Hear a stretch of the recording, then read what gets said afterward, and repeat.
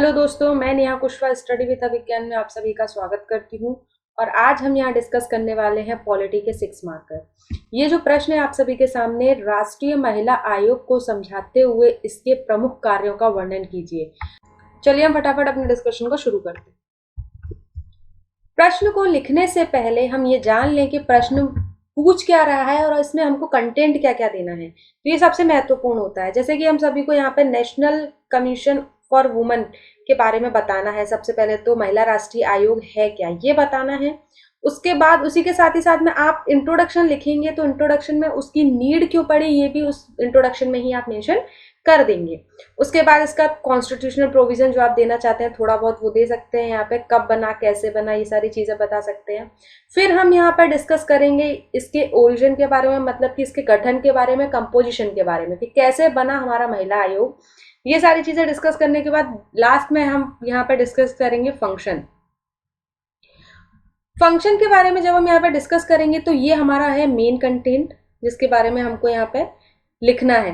तो main content लिखने के साथ ही साथ में आपको ज्यादा फोकस यही करना है और आपके आंसर का मेजर पार्ट यही होगा। मतलब कि अगर आप ये सारी चीजें लिख रहे हैं, आपका इंट्रोडक्शन, आपका कंक्लूजन, आपका कंपोजिशन, सारी चीजें लिखने के साथ साथ ये आपका होना चाहिए अंडर 50 वर्ड्स और ये आपका होना चाहिए 60 to 80 वर्ड्स। इस तरह से आपका आंसर यहाँ पे लिखा हुआ होना चाहिए। मेन कंटेंट जो आपसे पूछा जाए उस पर ज्यादा फोकस करिएगा, बाकी चीजों का आप लिखिए उसको, क्योंकि एक पूरा फ्लो होता है। लेकिन ध्यान में रखिएगा कि ये सारी चीजों में आपका मेन कंटेंट कहीं मिस ना हो जाए। इसी के लास्ट में आप कंक्लूजन लिखेंगे और कंक्लूजन के साथ ही आप अपने आंसर को यहाँ पे एंड करेंगे। तो चलिए हम शुरुआत करते हैं क्वेश्चन के डिस्कशन की। इंट्रोडक्शन में हम ये लिखेंगे कि हमारे भारत की महिलाओं को हमारे समाज में, हमारे कानून में स्वतंत्रता मिले और साथ ही साथ में उनको समानता भी मिले और बहुत ही रिस्पेक्टफुली अपनी आजीविका को भी चला सकें। ये सारी चीजों को ध्यान में रखते हुए यहाँ पर नेशनल कमीशन फॉर वुमेन का गठन हुआ। उसी के साथ में आप यहाँ पे बता देंगे कि महिलाओं के लिए राष्ट्रीय आयोग 1992 में स्थापित किया गया। किसके अंडर? राष्ट्रीय आयोग अधिनियम 1990 के अंदर। बना कब था ये? 1992 में। लेकिन एक्ट कब आ गया था?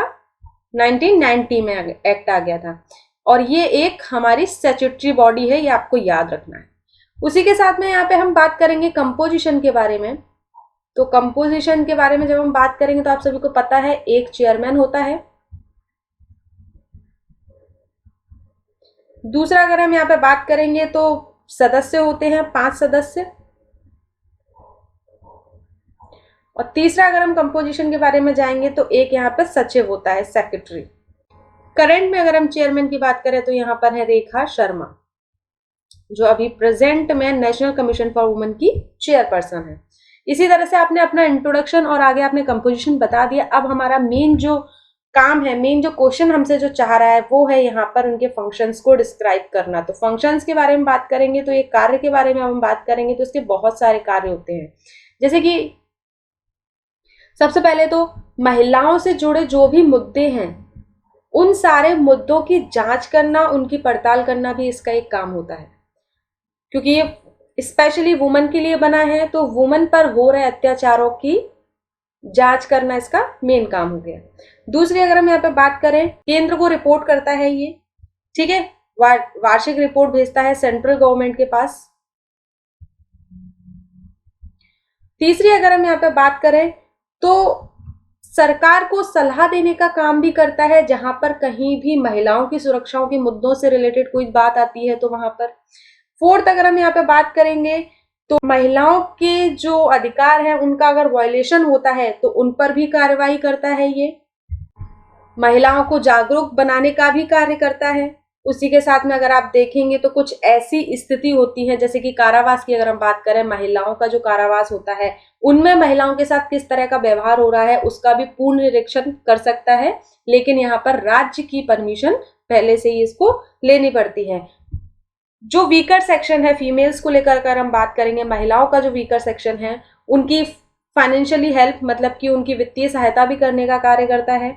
साथ ही साथ में कुछ सामाजिक अपराध हैं जो महिलाओं के साथ होते हैं, जैसे कि आपको पता होगा दहेज प्रथा है, एसिड अटैक होते हैं, घरेलू हिंसा होती है। तो उन सारी चीजों को भी कंट्रोल करना, उन पर मुकदमा करना, उनको बहुत अच्छे से रिहैबिलिटेट करना, क्रिमिनल को कोर्ट तक ले जाना, ऐसी बहुत सारी चीजें हैं जिनमें ये हेल्प करने की कोशिश करते हैं। जब आप यहाँ पे ये लिखेंगे, जैसे आपने लिख दिया दहेज प्रथा, तो यहाँ पर साथ ही साथ में उसका एक एग्जाम्पल भी यहाँ पे देते जाइए, जैसे निशा शर्मा दहेज केस हो गया। दूसरा अगर यहाँ पे कोई भी अगर आप लिखेंगे तो एसिड अटैक का, तो लक्ष्मी अग्रवाल केस हो गया। इसी तरह से आप अगर अपने एक लिखने के साथ साथ एक एग्जाम्पल, एक उदाहरण देते हैं, तो आप अपने लिखे गए कथन की पुष्टि वहां पर कर देते हैं।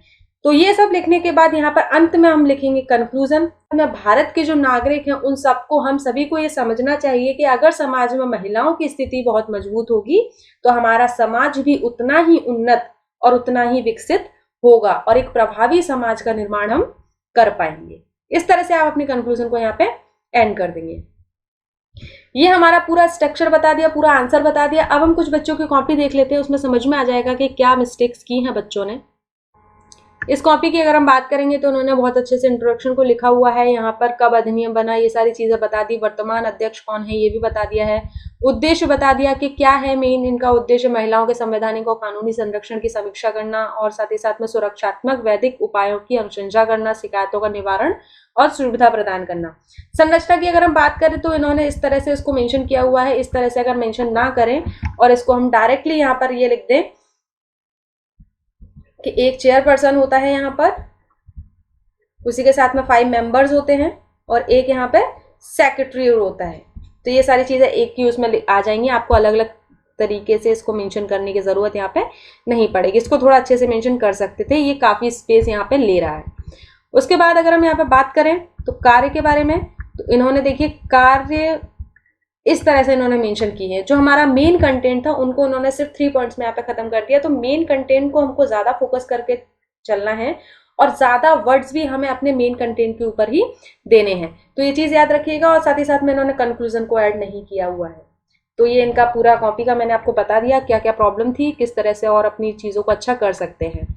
तो इस तरह से छोटी मोटी गलतियां हम लोग करते हैं जिनको अगर हम डे टू डे अगर उन पर वर्क करें तो हम इन गलतियों को भी कम कर सकते हैं और अपने आंसर को और भी ज़्यादा अच्छा बना सकते हैं। तो इसी तरह से आप लोग हमारे साथ जुड़े रहिए और अपनी आंसर राइटिंग को भी बहुत अच्छे से यहाँ पे करते रहिए। और अगर आपको मेरा वीडियो पसंद आता है तो लाइक कीजिए, कमेंट कीजिए, सब्सक्राइब कीजिए, अपने दोस्तों को भी शेयर कीजिए। मिलते हैं नेक्स्ट वीडियो में। Thank you so much.